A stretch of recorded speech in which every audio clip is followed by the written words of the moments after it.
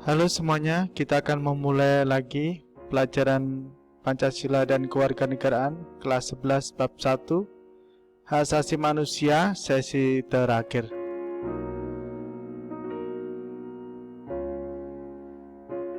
Pengertian hak asasi manusia.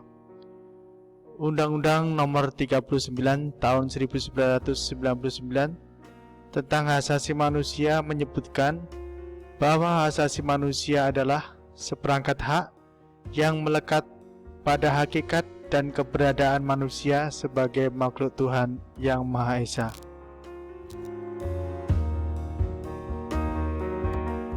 Macam-macam hak asasi manusia. Yang pertama adalah hak asasi pribadi atau personal rights, yaitu contohnya kebebasan bergerak, berpergian, dan berpindah tempat. Yang kedua, kebebasan masuk dan mengikuti organisasi. Berikutnya adalah kebebasan mengeluarkan pendapat, hak untuk memilih, memeluk, dan menjalankan agama dan kepercayaannya. Yang kedua adalah hak asasi politik atau political rights. Ini ada beberapa hak yang menjadi hak asasi politik. Yang pertama adalah hak menjadi warga negara. Yang kedua adalah hak untuk memilih dan dipilih. Yang ketiga, kebebasan masuk atau mendirikan partai politik. Dan yang keempat adalah hak berkumpul dan berserikat.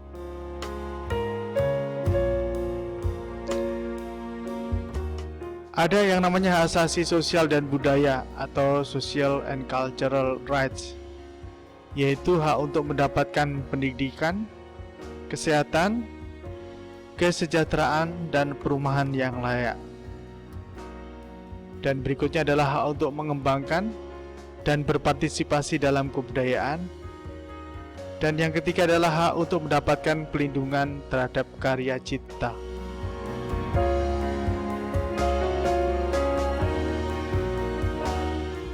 Hak dan kewajiban merupakan dua hal yang saling berkaitan. Keduanya memiliki hubungan sebab akibat. Contohnya, yaitu seorang pelajar akan mendapatkan haknya, yaitu ilmu pengetahuan setelah ia menjalankan kewajibannya, yaitu belajar sungguh-sungguh. Pengertian pelanggaran hak asasi manusia. Pelanggaran hak asasi manusia menurut Undang-Undang Nomor 39 Tahun 1999 tentang hak asasi manusia adalah setiap perbuatan seseorang atau kelompok orang, termasuk aparat negara, baik disengaja maupun tidak sengaja, atau kelalaian yang secara melawan dan mengurangi, menghalangi, membatasi hak asasi manusia.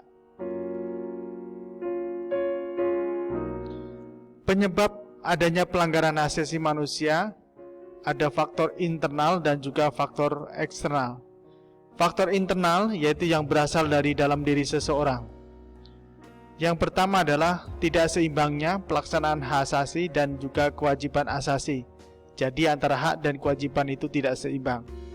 Yang kedua, belum adanya kesepahaman dan kesamaan mengenai konsep HAM. Jadi tidak ada kesamaan tentang konsep HAM. Yang ketiga adalah sikap individualisme. Yang keempat yaitu kurangnya kesadaran tentang hak asasi manusia. Dan yang kelima adalah rendahnya sikap toleransi.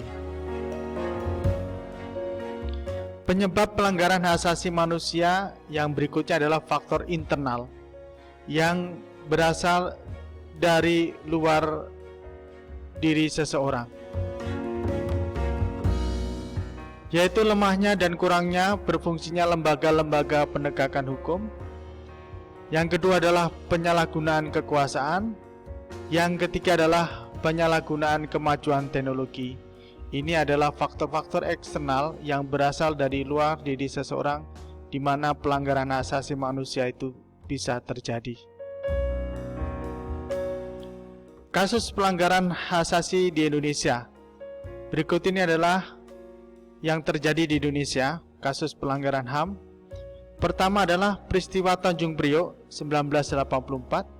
Yang kedua adalah peristiwa Aceh tahun 1990 sampai dengan 1998. Yang ketiga adalah kasus terbunuhnya Marsinah tahun 1993. Yang keempat, kasus terbunuhnya wartawan Udin tahun 1996.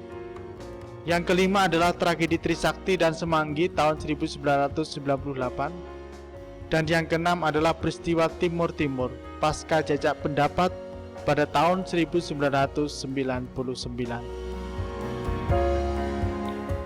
Pelanggaran asasi manusia dapat bersifat dua, yaitu yang pertama yaitu kejahatan yang biasa atau disebut dengan ordinary crime. Dan yang kedua adalah kejahatan luar biasa atau extraordinary crime. Contoh kejahatan biasa atau ordinary crime yaitu pemukulan, penganiayaan, pencemaran nama baik, dan menghalangi orang untuk mengekspresikan pendapatnya. Sedangkan kejahatan luar biasa atau extraordinary crime, contohnya adalah genosida, yaitu pembunuhan secara massal, dan juga kejahatan terhadap kemanusiaan. Nah, bagaimana kewajiban dan tanggung jawab negara terhadap asasi manusia?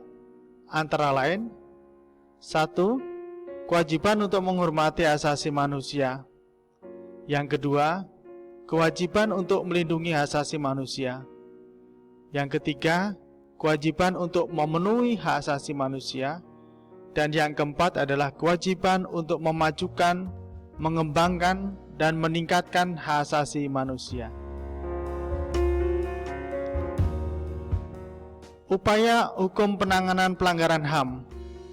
Upaya penyelesaian penegakan terhadap kasus pelanggaran HAM tergantung pada kondisi pelanggar itu sendiri. Apakah kategori berat atau biasa? Apakah termasuk pelanggaran kategori berat? Penyelesaiannya melalui peradilan hak asasi manusia. Namun apabila pelanggaran merupakan kategori ringan atau biasa, penyelesaiannya itu melalui peradilan umum.